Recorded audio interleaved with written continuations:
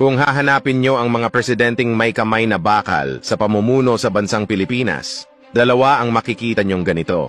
Ang dalawang pamilyang ito, ang kinilala at tumatak sa mga Pilipinong nakaranas ng tunay na pagbabago ng bansang ito at matatapang na hindi kayang diktahan ng ibang lahi. Marcos Sr. at Duterte Sr., parehong abogado at marunong sa batas. Pinagsama ang dalawang tanyag na pamilyang ito sa iisang partidong Uniteam at parehong nanalo bilang Presidente Marcos at Vice President Duterte, pero hindi nagtagal na buwag din ang dalawang ito. Nakabalik ang Marcos sa gobyerno dahil sa legacy ng kanyang ama sa pagpapatakbo nito, na inakala ng lahat ng nagtiwala kay BBM na magagawa nito ang ginawa ng ama. Pero bakit ganito ang nangyari? Malayong malayo ito sa kanyang ama. Ito, panoorin nyo, may malalaman kayo pagkatapos ng introng ito.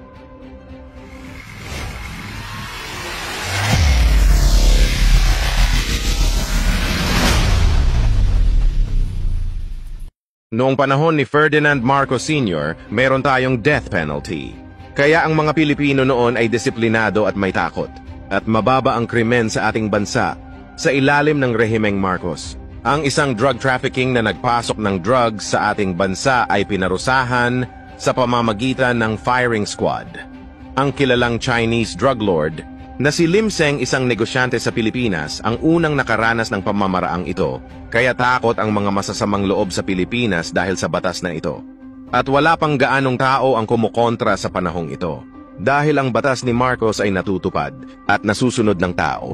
Nagbago lang ang lahat ng ito noong pinatalsik ang Presidente Marcos. Ipinalit nila ang presidenteng walang karanasan sa pamumuno at pinalitan nila ang constitution ng mga grupo na nagpatalsik kay Marcos kasama ang miyembro ng simbahan na siyang naging dahilan ng pagkasira ng ating bansa. Nawala ang disiplina at walang pagkakaisa. Rally dito, rally doon, nawala ang death penalty. Dumami mga masasamang loob na walang takot na gumagawa ng krimen, korupsyon sa gobyerno na nagugat na sa bansa, drugs, kidnapping, at pagdami ng rebelding grupo at iba't ibang kaso ng pagpatay na walang kinatatakutan magmula kay Cory Aquino at sa kanyang anak na si Noynoy Aquino na hindi mo ramdam ang trabaho ng gobyerno na walang pagbabago, mga batas na hindi nasusunod, nakikita mo lang silang nakaupo na walang ginawa, kundi mag-imbestiga. Nasa TV at social media mo lang sila nakikita na walang umaayos ng problema ng bansa, mga proyekto na hindi tinatapos at nang dumating ang taong ito, dito na nagsimula ang pagbabago na nakaramdam ang mga Pilipino. Kakaibang pinuno sa pamamaraan ni Pangulong Duterte ang kamay na bakal. Na kahit sinong matataas na tao ay binabangga nito, mga mayayamang negosyante, mga drug syndicate, upang protektahan ang mamamayang Pilipino sa kamay ng mga abusadong mayayamang negosyante at masasamang tao. Pero hindi habang panahon ay mananatili siyang presidente ng bansa, ang lahat ay lumilipas at nagtatapos din sa huli. Ngayon nakita natin ang anak ng dating Pangulong Marcos, na si Bongbong Marcos na siyang nating pinili at pinagkatiwalaan dahil sa kanyang ama na maganda ang ginawa sa bansa. At si Inday Sara Duterte na anak naman ni dating Pangulong Rodrigo Duterte na parehong magaling ang estilo at pamamaraan sa pamumuno sa ating bansa, na may kamay na bakal pagdating sa batas at disiplina. Sila'y ating pinagsama at nanalo bilang presidente at vice-presidente na umaasa tayo gaganda ang Pilipinas at itutuloy ang ginawa ng kanilang mga ama. Pero bakit nagkaganito ang nangyari sa ating bansa?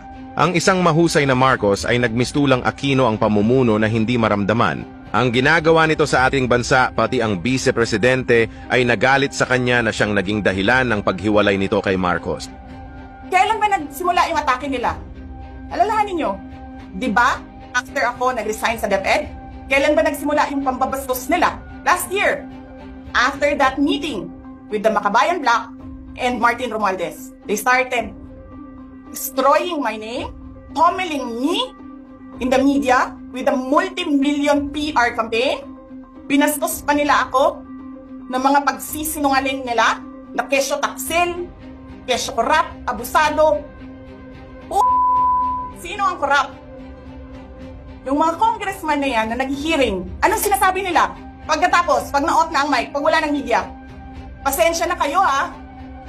Kailangan kasi namin ng pera. Mag-eleksyon na kasi. Pakisabi kay Sara ha, hindi ko naman gusto itong ginagawa ko eh. Hindi mo pala gusto ginagawa mo eh. Bakit mo sinisira pangalan ko? Joel Chua. Ganyan. Ganyan ang bansa. This country is going to hell because we are led by a person who doesn't know how to be a president and who is a liar. Alam niyo anong pruweba ko na sinungaling siya? Tinanong ko, 2 businessman. Matagal na sa negosyo ng bigas. Because I was concerned. This is a campaign promise. 20 pesos na kilo ng bigas. And so, I really sat down and talked to a businessman. Sabi ko, sabihin mo sa akin kung magagawa ba yung 20 pesos. Sabi niya, hindi.